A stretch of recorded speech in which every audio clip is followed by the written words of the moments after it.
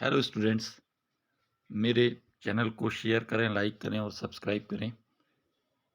आज हम देखने जा रहे हैं social science, social and parliament, social and political life का थर्ड चैप्टर। ये हम देखने जा रहे हैं parliament and making of law. तो हम सब ने पार्लियामेंट का नाम सुना हुआ है।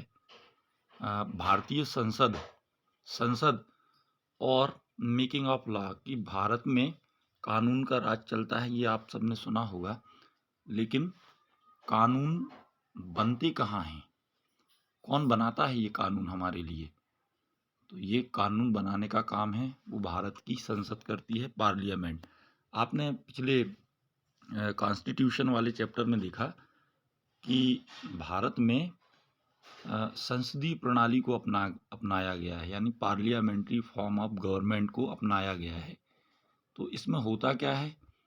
इसमें ये होता है कि देश की जनता अपनी अपनी कॉन्स्टिट्यूएंसी से, यानी निर्वाचन क्षेत्र से एक रिप्रेजेंटेटिव को भेजती है, अपने एक प्रतिनिधि को भेजती है, और वो प्रतिनिधि जाता है भारत की संसद में, यानी भारत की संसद का वो हिस्सा बनता है। संसद का हिस्सा बनता है, इसलिए उसको सांसद कहते हैं। तो इससे पहले कि हम चैप्टर पर आए, थोड़ा सा हम ये समझ लें कि भारत की जो संसद है उसके 3 भाग हैं। पहला भाग, जो 3 भागों में राष्ट्रपति महोदय भारत की संसद का हिस्सा हैं, राज्यसभा, इसको अपर हाउस भी कहा जाता है, और लोकसभा। तो ये 3 हिस्से हैं पार्लियामेंट के। और पार्लियामेंट की फॉर्म, यानी देखिए 2 प्रकार की डेमोक्रेसी होती है। एक अध्यक्षीय प्रणाली, यानी प्रेसिडेंट को चुना जाता है जनता के द्वारा सीधे डायरेक्ट वोटिंग करके, और दूसरा होता है इनडायरेक्ट प्रणाली, इनडायरेक्ट सिस्टम। इसको हम पार्लियामेंट्री फॉर्म कहते हैं, यानी जो सर्वोच्च शक्ति होगी, यानी जनता के द्वारा चुनी गई शक्ति होगी, वो रिप्रेजेंटेटिव अपने अपने क्षेत्र के जाएंगे और अपने लीडर को चुनेंगे, जिसको हम प्राइम मिनिस्टर कहते हैं। लोकसभा का जो कार्यकाल होता है वो 5 ईयर होता है, 5 साल होता है। और राज्यसभा जो होती है, अपर हाउस जिसे कहा जाता है, उसके सदस्य का कार्यकाल 6 साल होता है। तो इस तरह से चैप्टर स्टार्ट करने के पहले हम उसकी थोड़ी सी भूमिका देख लें। भूमिका ये है कि भारत की जो संसद है, चूँकि हम पार्लियामेंट्री फॉर्म का इस्तेमाल करते हैं, हमारा संविधान जो है उसने पार्लियामेंट्री फॉर्म को अपनाया है डेमोक्रेसी के लिए। तो भारत की संसद के 3 हिस्से हैं संविधान के अनुसार: राष्ट्रपति महोदय, राज्यसभा और लोकसभा। तो लोकसभा का जो कार्यकाल है वो 5 साल है, और राज्यसभा का जो कार्यकाल है वो 6 साल है। राज्यसभा पूरी एक साथ भंग नहीं होती, यानी देश भर की जो राज्यसभा के सदस्य हैं वो एक साथ नहीं चुने जाते, लेकिन लोकसभा के सदस्य एक साथ चुने जाते हैं। तो एक तरह से देखा जाए तो भारत की संसद पूरी तरह से भंग कभी नहीं होती, पूरी तरह से भंग नहीं होती। ये जो राज्यसभा के सांसद रहते हैं, उन्हें राज्यों के स्तर पर भेजा जाता है, यानी राज्यों के विधायक चुन के भेजते हैं लोक संसद में, वो कहलाते हैं राज्यसभा के सदस्य। उसमें हम आगे देखेंगे। और भारत के जो राष्ट्रपति हैं उनका भी, वो भी बने रहते हैं हमेशा। उनके चुनाव होते हैं बीच बीच में, उनका जो कार्यकाल जब समाप्त हो जाता है तो उनको चुन लिया जाता है। उनके चुनाव की प्रक्रिया को भी हम आगे देखेंगे। अभी हमें देखना है कि भारत की संसद जो है वो 3 भागों में इसको बांटा गया है संविधान के द्वारा: राष्ट्रपति महोदय, राज्यसभा और लोकसभा। तो क्यों ये फॉर्म रखा गया? किसी देश को संसद की क्या ज़रूरत है, और ये लॉ कैसे बनाती है? तो इस पर हम इस चैप्टर को देखेंगे, बिल्कुल पेज बाय पेज इसको देखेंगे। और हम समझने की कोशिश करेंगे वीडियो में। इसके बाद आपको अगर कहीं कोई डाउट रहता है तो आप कमेंट बॉक्स में अपना कमेंट कर सकते हैं। चैनल को लाइक करना है और सब्सक्राइब करना है और शेयर भी करना है। वीडियो आपको अच्छा लगे तो आप ज़रूर इसको लाइक करें और शेयर भी करें अपने साथियों को। वहाँ से भी आपको उपयोगी प्रश्न आ सकते हैं और सब्सक्राइब तो करना ही है। ओके, तो हम आगे बढ़ते हैं, इस चैप्टर को देखते हैं। We in India pride our self on being a democracy. हमें एक लोकतंत्र होने पर गर्व है, हम भारतीय हैं, इसका हमें गर्व है। Here we will try and understand the relation between ideas and participation in decision making, the need for all democratic government to have the consent of their citizen। तो हमें गर्व है कि हम भारतीय हैं और एक डेमोक्रेसी है। भारत एक डेमोक्रेसी है, इसका हमें गर्व है। देखिए, डेमोक्रेसी में आपने पहले ही पढ़ा कि डेमोक्रेसी में सब कुछ जो रहता है, सर्वोच्च शक्ति रहती है, वो जनता के हाथ में रहती है।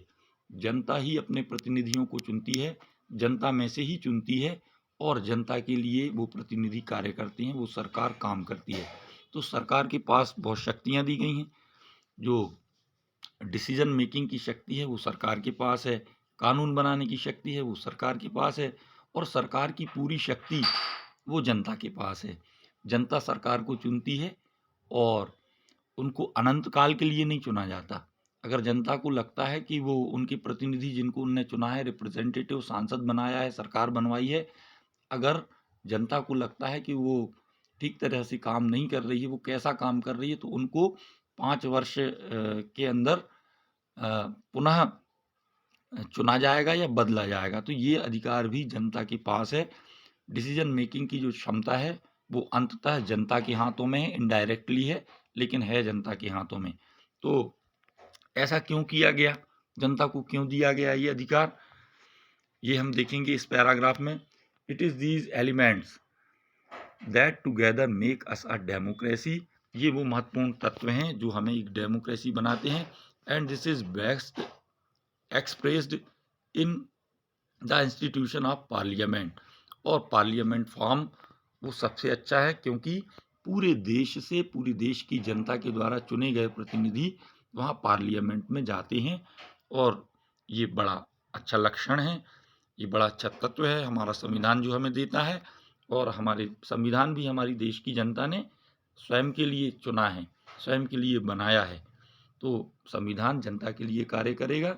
और कॉन्स्टिट्यूशन शब्द को ध्यान से समझें, संविधान और कॉन्स्टिट्यूएंसी, कॉन्स्टिट्यूएंसी यानी निर्वाचन क्षेत्र। एक तरह से भारत की संसद जो है वो संविधान सभा ही है। कॉन्स्टिट्यूशन, इस जो कॉन्स्टिट्यूशन बनाया था जिन लोगों ने, क्योंकि अब वो आयु के कारण हमारे बीच नहीं है, लेकिन जो कॉन्स्टिट्यूएंसी है वो जनता को उपलब्ध है, वो अपने अनुसार अपना प्रतिनिधि चुन सकती है। कॉन्स्टिट्यूएंसी यानी निर्वाचन क्षेत्र, अपने क्षेत्र से जनता अपने प्रतिनिधि को भेज सकती है।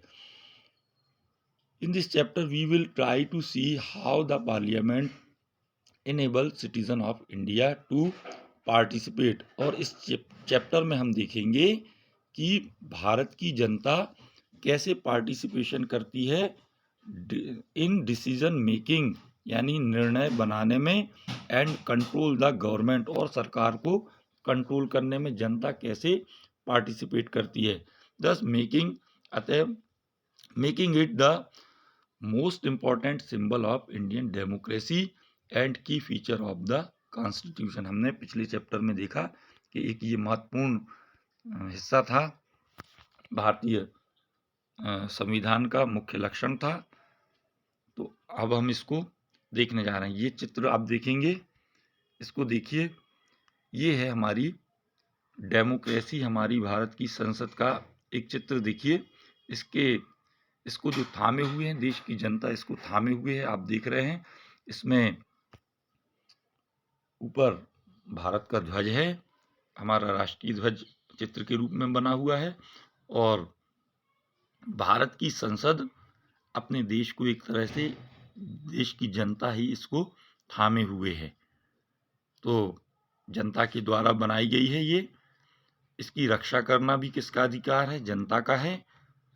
जनता का कर्तव्य है इसकी रक्षा करे। जनता इसका निर्माण कर रही है। देखिए जनता से बना हुआ है और ये किसके लिए कार्य करेगा? ये जनता के लिए कार्य करेगी। ये संसद का चित्र है। तो इसको हम और अब हम ये देखें कि ये सब जनता को क्यों डिसाइड करना चाहिए, जनता को क्यों ये अधिकार दिया जाए। तो जैसा कि हम जानते हैं, as we know, India became independent on 15 August 1947। हमारा देश आज़ाद हुआ 1947 को 15 अगस्त। और preceding that was long and difficult struggle. देखिए आज़ादी तो हम एक दिन आज़ाद हो गए, लेकिन ये कहने को एक दिन है, लेकिन ये परिणाम था बहुत लंबे संघर्ष का। Difficult struggle in which many section of society participated. और संघर्षों का हमें अच्छा फल मिला 15 अगस्त 1947 को। और जो संघर्ष किया गया वो किन के द्वारा किया गया? मैनी सेक्शन ऑफ सोसाइटी, तो बहुत से वर्गों के द्वारा इसमें भाग लिया गया आज़ादी को दिलाने के लिए, डेमोक्रेसी को प्राप्त करने के लिए। यानी अपने निर्णय लेना, हम खुद अपने देश के लिए हम खुद निर्णय लेंगे, ऐसा देशवासियों ने कहा। और तब जाके हमें आज़ादी मिली। आज़ादी जब मिल गई तो ऐसा ना हो कि अंग्रेज चले गए और दूसरे बैठे तो उनने अत्याचार आरंभ कर दिए। ऐसा ना हो, इसके लिए संविधान ने व्यवस्था बनाई। देखिए जनता ने आज़ादी हासिल की है, इसलिए आगे के पूरे अधिकार जनता के हाथ में रहेंगे। ऐसा संविधान के बनाने वाले जो विद्वान थे हमारे देश के, उन्होंने डिसाइड किया और एक ऐसा संविधान बनाया कि जिसमें लोगों की हिस्सेदारी हो, सभी सेक्शन को इसमें पार्टिसिपेशन का मौका मिले। जो डिसीजन लें वो जनता के द्वारा चुने गए प्रतिनिधि ही डिसीजन लें, वही अपने भाग्य विधाता स्वयं बने। यानी स्वयं का भाग्य लिखने का कार्य हमने अपने हाथ में लिया अंडर कॉलोनियल रूल। जो कॉलोनियल रूल था, यानी अंग्रेज़ों का जो रूल था, उसको कॉलोनियल रूल कहते हैं। The people had lived in fear of British government. तो जनता जो थी वो हमेशा भय में रहती थी ब्रिटिश गवर्नमेंट के। And did not agree with many of decision that they took. और जो बहुत से निर्णय जो अंग्रेज लिया करते थे उनसे वो एग्री नहीं होती थी, उनसे वो सहमत नहीं होती थी। But they face grave danger if they try to criticise these decision. लेकिन अगर वो इन निर्णयों का विरोध करते तो वो बड़े खतरे में आ जाते थे। उनको भय हमेशा रहता था। सरकार जो निर्णय लेती थी, अंग्रेजी सरकार, उनका विरोध करने में बड़ा भय महसूस जनता करती थी। The freedom movement change this situation. लेकिन जो आज़ादी का जो देश की स्वतंत्रता का जो संग्राम हुआ, संग्राम अर्थात जो आंदोलन हुआ, कुछ हिंसा हुई शुरुआती दौर में, लेकिन बाद में आंदोलन को बहुत अच्छा रूप दिया गया। बिल्कुल अहिंसक तरीके से हमने अपनी आज़ादी को प्राप्त किया। तो ये जो भय का जो माहौल था वो फिर परिवर्तित हो गया। अब वो बदल गया जब देश की आज़ादी का एक आंदोलन चला, देश की स्वतंत्रता के लिए आंदोलन चला, तो फिर वो दृश्य बदल गया। अब लोग भयभीत नहीं हो रहे थे। The nationalist began to openly criticise the British government and make demands. As far back as 1885, the Indian National Congress demanded that there be elected member in legislature with a right to discuss and budget and ask question. तो जो freedom fighter थे, अब उन्होंने openly सरकार के निर्णयों का विरोध करना शुरू कर दिया। और 1885 में कांग्रेस नाम का जो दल था, Indian national Congress, mister A Hume ने बनाई थी, अंग्रेजी थे एक जिन्होंने इसको बनाया था। अब उन्होंने डिमांड करना शुरू कर दिया, यानी कांग्रेस पार्टी ने डिमांड करनी शुरू कर दी सरकार से कि हमें विधायिका चाहिए, हमें इलेक्टेड मेंबर चाहिए, हमें चुनना है लोगों को, विधायिका को चुनना है। किस लिए चुनना है?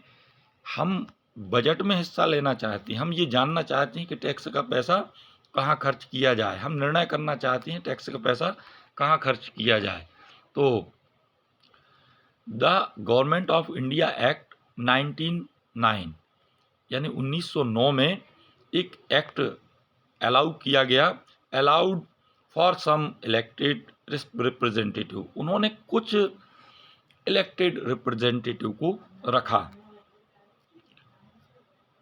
While these early legislatures under the British government were in response to growing demands of the nationalist, तो ये पहला लेजिस्लेचर था।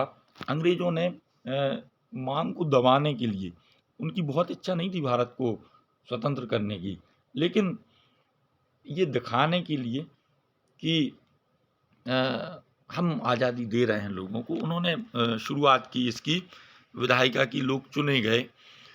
British government were in response to growing demands, लेकिन जो राष्ट्रवादी जो लोग थे, जो चाहते थे अंग्रेजों बाहर जाओ, जो ये कहते थे कि अंग्रेजों भारत छोड़ो, उनकी मांगें लगातार गवर्नमेंट से बढ़ रही थी कि आप यहाँ नहीं रुक सकते, आप जो जिस तरह से सरकार को चला रहे हैं, बिना लोगों की सहमति के आप राज कर रहे हैं, ये आपका ज़्यादा दिन नहीं चलेगा, हमें अपने निर्णय स्वयं करने का अधिकार चाहिए।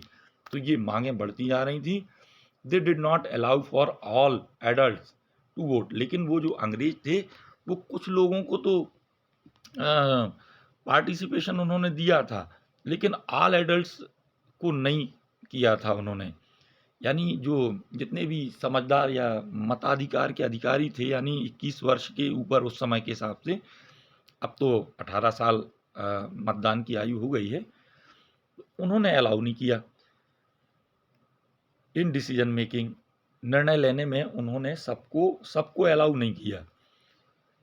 As you read in chapter 1, experience of colonial rule as well as participation of different people in the struggle for freedom left little doubt। तो अब भारतीय लोगों के मन में कॉलोनियल रूल के कारण, यानी अंग्रेजों की सत्ता के कारण कुछ डाउट थे। In the mind of the nationalist, उनके दिमाग में, that all person in independent India would be able to participate in making decision। तो उनके मन में ये संदेह था, इसलिए उन्होंने एक सपना देखा कि भारत के सभी लोग वो डिसीजन मेकिंग में पार्टिसिपेशन कर सकें। हमें ऐसी व्यवस्था बनानी है, हमें एक ऐसा संविधान में अपने आगे जाके ऐसा प्रावधान करना है कि प्रत्येक व्यक्ति निर्णय ले सके कि उसकी सरकार कैसी होगी, कैसी सरकार वो बनाना चाहता है, जो कैसे लोग वो चुन के भेजना चाहता है, जो सरकार बनाएंगे और निर्णय लेंगे ऐसा इतने बड़े डिसीजन में कि सरकार जो कार्य करेगी सब कुछ, इतने बड़े निर्णय में लोगों का निर्णय होना चाहिए कि वो कैसी सरकार चाहते हैं, कैसी पार्लियामेंट चाहते हैं। With the coming of independency we are going to be citizen of free country. हम स्वतंत्र देश बनाएंगे। This did not mean that the government could do what it felt like. It meant that government had to be sensitive to people need and demands. हम ऐसी सरकार बनाएंगे जो केवल सरकार नहीं चलाएगी, केवल डिसीजन नहीं लेगी, वो सेंसिटिव होगी, यानी संवेदनशील होगी। किसके लिए? जनता की जो नीड है, जनता की जो ज़रूरतें हैं और जो मांग है, उसके प्रति हमारी गवर्नमेंट ये जिम्मेदार होगी, संवेदनशील होगी। The dream and aspiration of freedom struggle were made concert in the constitution of dependent India, और जो स्वतंत्र भारत का जो संविधान होगा वो आपसी सहमति को महत्व देगा, यानी हम सहमत होकर ही कोई कार्य करेंगे। That laid down the principle of universal adult franchise, और यह सिद्धांत कि हर व्यक्ति को पार्टिसिपेशन मिले, इसने यह पृष्ठभूमि रची, और फलस्वरूप भारत के प्रत्येक एडल्ट को, यानी जो मतदान का अधिकारी है, वर्तमान में ये मताधिकार की जो आयु है वो 18 वर्ष, यानी 18 वर्ष के ऊपर के जितने भी नागरिक होंगे, जितने भी लोग होंगे, वो अधिकारी होंगे मतदान करके अपनी सरकार को बनाने के लिए।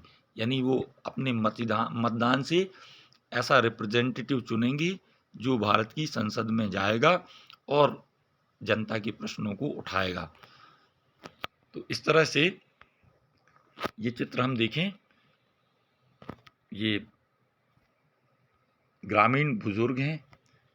ग्रामीण होने के कारण इनका कोई अधिकार कम नहीं हो जाता, और ये देख रहे हैं इनके सामने ये चुनने वाले हैं, ये दादाजी हैं।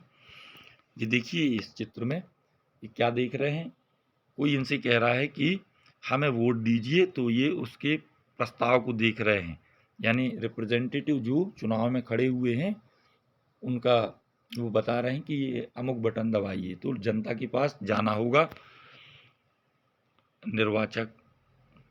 निर्वाचन के लिए।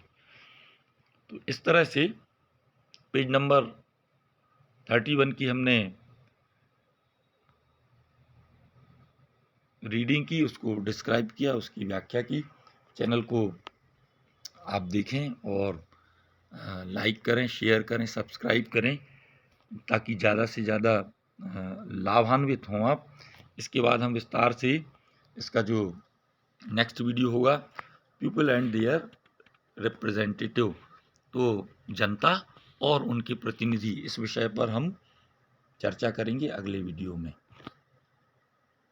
आप इसको स्टडी करें, चैनल को लाइक करें, शेयर करें और सब्सक्राइब करें। आप शुभकामनाओं के साथ